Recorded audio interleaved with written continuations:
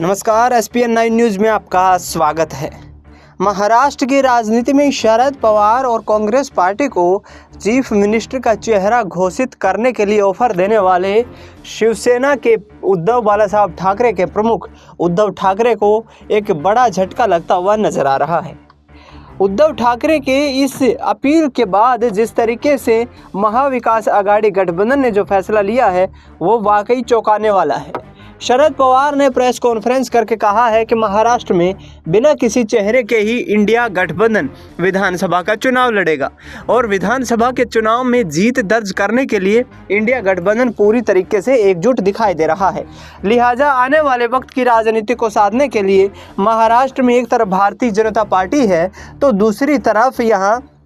एकनाथ शिंदे और अजीत पवार के साथ मिलकर महायुति गठबंधन सरकार चला रहा है। शरद पवार के भतीजे अजीत पवार ने जिस तरीके से कहा कि राजनीति के लिए पारिवारिक संबंधों को खराब नहीं करना चाहिए, उसका आधार मानते हुए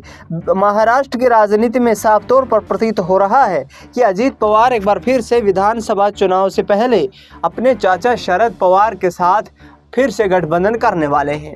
ऐसे में आरएसएस जो कि अजीत पवार की भूमिका को लेकर नाखुश नाराज दिखाई दे रही है, तो आरएसएस की नाराजगी के चलते क्या एक बार फिर से अजीत पवार अपने चाचा के साथ गठबंधन करते हुए नजर आएंगे? और गठबंधन यदि संपन्न होता हुआ नजर आता है तो ऐसे में जाहिर तौर पर बड़ा झटका लगता हुआ यहाँ पर कहीं ना कहीं एनडीए गठबंधन को नजर आ सकता है, क्योंकि अजीत पवार करीब 80 विधानसभा की सीटों की मांग कर रहे हैं और ऐसे में भारतीय जनता पार्टी क्या अजीत पवार के साथ गठबंधन रखना चाहेगी, क्योंकि एकनाथ शिंदे के साथ गठबंधन को लेकर के आरएसएस ने स्पष्ट कर दिया है कि वह हमारी विचारधारा के संबंध रखने वाले व्यक्ति हैं। ऐसे में आने वाले वक्त में महाराष्ट्र में कहीं ना कहीं बीजेपी से सत्ता का ताज छिनता हुआ नजर आ सकता है और महाराष्ट्र की राजनीति में बड़ा सियासी उलटफेर देखने को मिल सकता है। फिलहाल इस खबर में इतना ही। देश दुनिया की तमाम बड़ी खबरों के लिए आप देखते रहिए SPN 9 न्यूज़।